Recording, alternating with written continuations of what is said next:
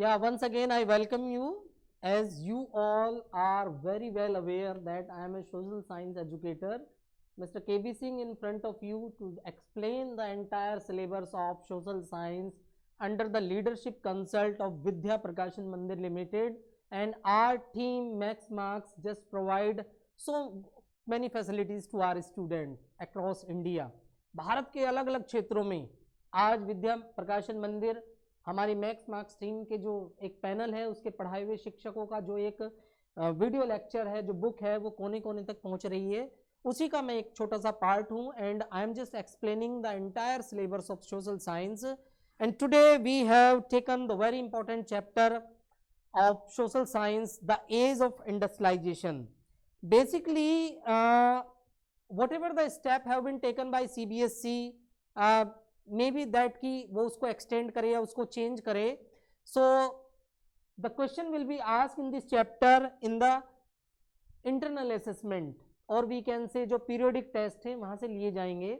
लेकिन we will explain this chapter for the examination point of view. जो examination point of view है उसके हिसाब से हम लोग इसको एक्सप्लेन करेंगे. मे बी दैट की for next year it can be include in the syllabus. What are the important topic? अगर हम एज ऑफ इंडस्ट्रियलाइजेशन की बात करें, age of industrialisation basically this chapter just focus that how the industrialisation establish in Europe. Europe के reference में हम इसको पढ़ेंगे कि किस तरीके से यूरोप के अलग अलग क्षेत्रों में इंडस्ट्रियलाइजेशन किस प्रकार से एस्टैब्लिश हुआ, and what were the major steps to establishing the industrialisation in Europe. जब हम लोग इंडस्ट्रियलाइजेशन की बात करते हैं, ऐसा नहीं है कि ये सदियों से ही है या बहुत लंबे समय से है. सदियों से है, but the form of the industrialisation was different. Means if you see the today's industrialisation, that is completely factory based और industry based. आज के समय में अगर आप देखते हैं कोई भी इंडस्ट्रियलाइजेशन है वो पूरा फैक्ट्री बेस्ड है, सेंट्रलाइज सिस्टम है, सभी एम्प्लॉयज आपको एक ही जगह पर मिलेंगे. But in the pre historical period what kind of industrialization was there? First of all we will discuss, and gradually how the things are established, how the industries are established in the different nation, we will also discuss in this chapter. So first thing is that before industrial revolution, यानी कि जो industrial revolution आई Europe के अंदर, उससे पहले किस तरीके का सिस्टम था वर्ल्ड के अंदर इंडस्ट्रीज के मामले में, और उसको हम किस नाम से जानते हैं. As I told you that the industrialisation was not factory based. घरों से ही लोग बाग काम करते थे, छोटे छोटे कारखाने थे, स्मॉल स्केल इंडस्ट्रीज हम उसको कह सकते हैं. सो बेसिकली इस टर्म को हम डिफाइन करते हैं as a proto industrialisation. Proto industrialisation refer to the phase which exist even before factories begin in England and Europe, and there was a large scale industrial production for international market not based on factories. As I told you that there are so many product things have been produced in the different countries, but these were not based on factories. International market था हमारा, लेकिन basically वो factories based नहीं था.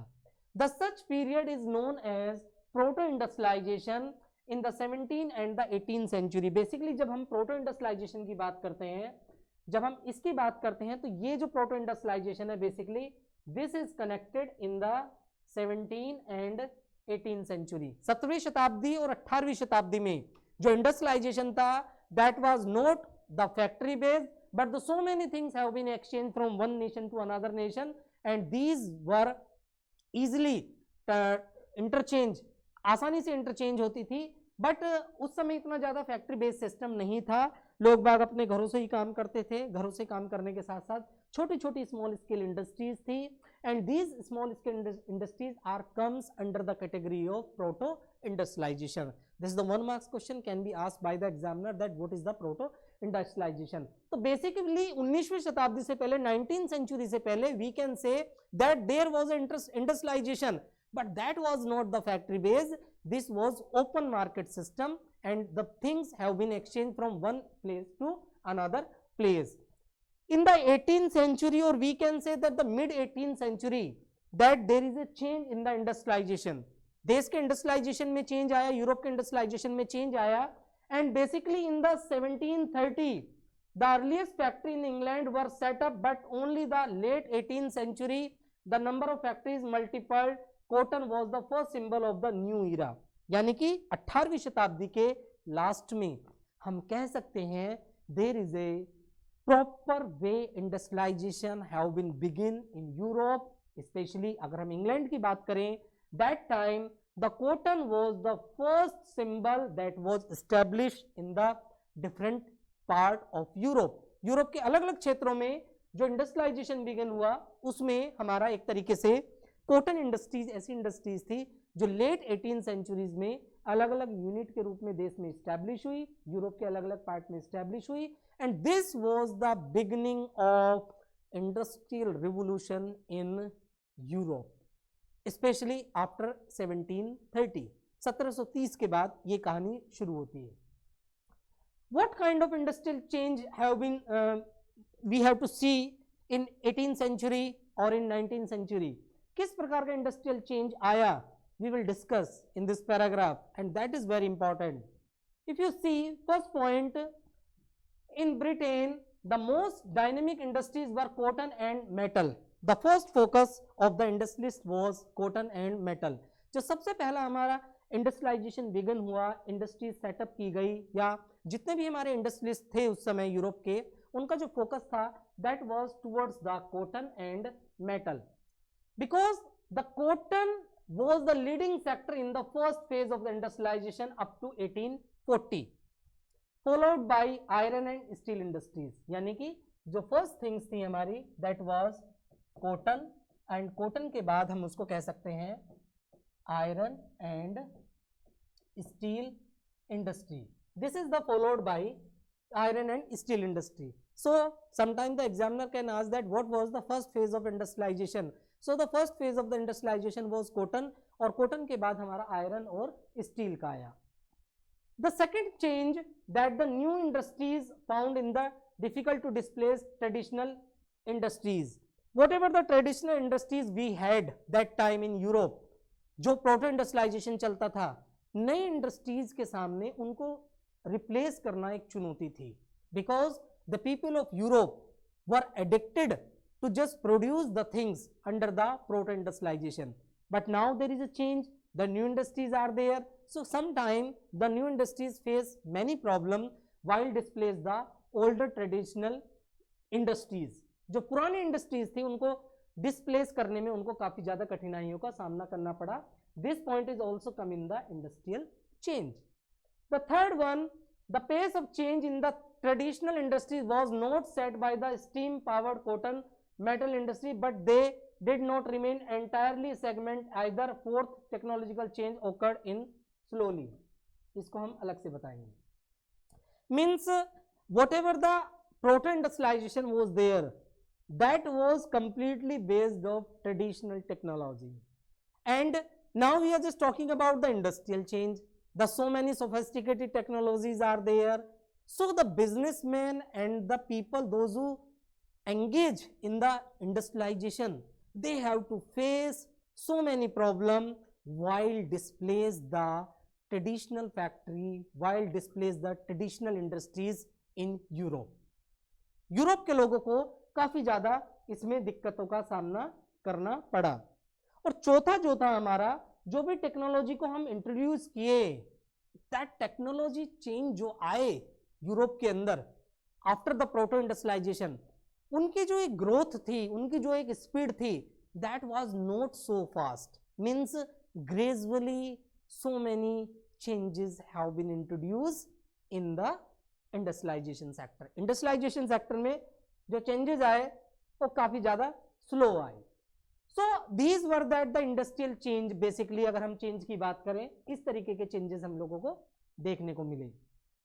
Now just look at that some of the discussion about the Indian industries. थोड़ा सा हम India के रेफरेंस में भी इसको जानने की कोशिश करेंगे. Means what kind of things have been happen in India. Basically when we talk about Europe, तो हम कॉटन की बात करते हैं, आयरन और स्टील की बात करते हैं. If you talk about age of Indian textile, ये एक इंपॉर्टेंट एस्पेक्ट है. Basically in India, silk and cotton, there were two things, goods dominated in the international market. अगर हम अपने कॉटन की बात करें या सिल्क की बात करें, उस समय हम डोमिनेटिंग स्थिति में थे. डोमिनेटिंग स्थिति मीन्स कंडीशन, मतलब means we can say that we are the bigger supplier of the silk and cotton for the industrial market, international market. Before the age of machine industries, a variety of Indian merchant and banker were involved in the network of the export trade, financing products, carrying goods and supplying export. By the 1750, this network controlled by the Indian merchant was breaking down. The European companies came into power. Before 19th century, as I told you that the silk and cotton, if we talk about what was the role of India, there are so many peoples from Indian side, they were directly involved in the production of silk and cotton. They just trading with they were involved in the network of the export trade.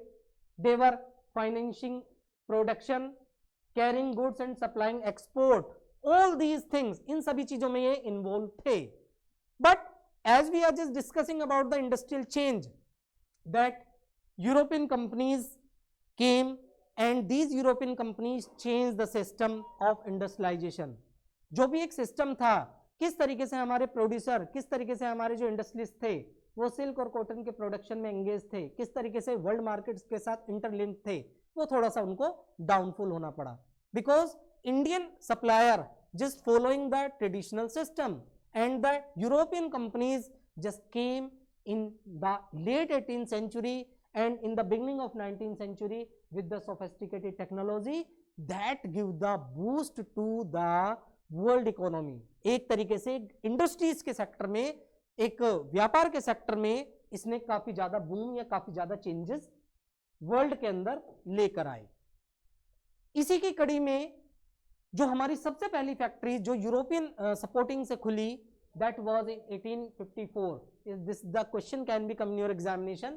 The first cotton mill in Bombay में setup की गई and in 1862 4 more mills were set up and around the same time jute mill come in the Bengal. यानी कि जो हमारा, अगर हम industrialisation begin की बात करें, इंडस्ट्रियलाइजेशन चेंज की बात करें, उसमें यूरोपियन कंट्रीज का काफी बड़ा योगदान है. जो 1854 जो हमारा 1854 है, इसमें सबसे पहली हमारी जो है कॉटन मिल आई. कॉटन के बाद हमारी लास्ट में लगभग बहुत सारी जूट मिल को भी स्टैब्लिश किया गया. जूट मिल को भी स्टैब्लिश करने के साथ साथ एक तरीके से इंडस्ट्रीज को देश के अंदर सेटअप करने की कोशिश की गई. The first jute mill was setup in 1855, completely in 1855. We can say that the starting in 1854 and another one after the 7 year 1862. In 1860, the North India, the Align mill was started in Kanpur. There are few things I have included in these notes that how the industrialization are begun in India.